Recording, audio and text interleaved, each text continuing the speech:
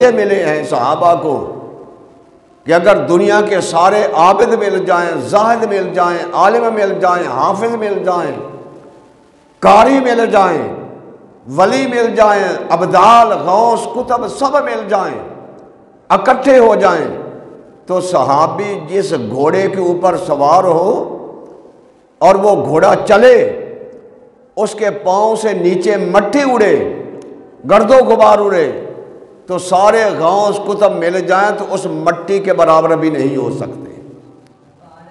یہ ہے ادب کی بات۔ ادب کرنے والوں کو رب یہ شان عطا فرماتا ہے۔ آؤ دیکھیں ذرا اس آیت کے اندر بھی انہیں ادبوں والوں کا رب اجر فرما رہا ہے کہ انہیں ادب کیا ملتا ہے۔ ان الذین یغضون اصواتهم عند رسول اللہ، وہ لوگ جو اپنے آوازوں کو پست کرتے ہیں اللہ کے نبی کے پاس۔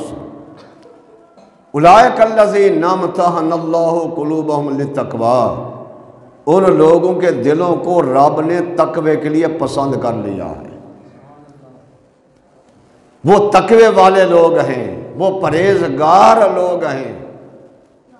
اور دوسری بات یہ ہے لہم مغفرۃ، رب فرماتا ان کے لیے بخشش بھی ہے۔ دوسرا انعام یہ دیا، ایک تو دل ان کے پرہیزگار، دوسرا انعام کیا ہے کہ وہ ان کے لیے بخشش ہے، مغفرت ہے۔ اور فرمایا اجر عظیم، ان کے لیے بہت بڑا اجر ہے، یعنی کہ یہاں دنیا کے لیے وہ پرہیزگار بھی ہیں، اور فرمایا ان کے لیے بخشش بھی ہے۔ قیامت کے دن رب انہیں اتنا اجر عطا فرمائے گا کہ جس کا کوئی حد بننا بھی نہیں ہوگا۔ حالانکہ یہ دنیا دیکھیں نا آپ، اتنی بڑی دنیا ہے، اس کا ساز و سامان بہت بڑا ہے۔ رب فرماتا ہے کل متاع دنیا قلیل، یہ ساری کی ساری دنیا رب کے ہاں کچھ بھی نہیں ہے، بہت قلیل ہے، تھوڑی ہے۔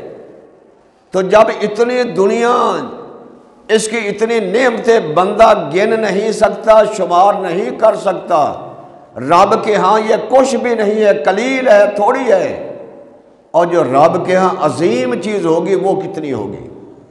لہم اجر عظیم، رب فرماتا ان کے لیے اجر عظیم ہے، ان گنت ان کے لیے اجر ہے۔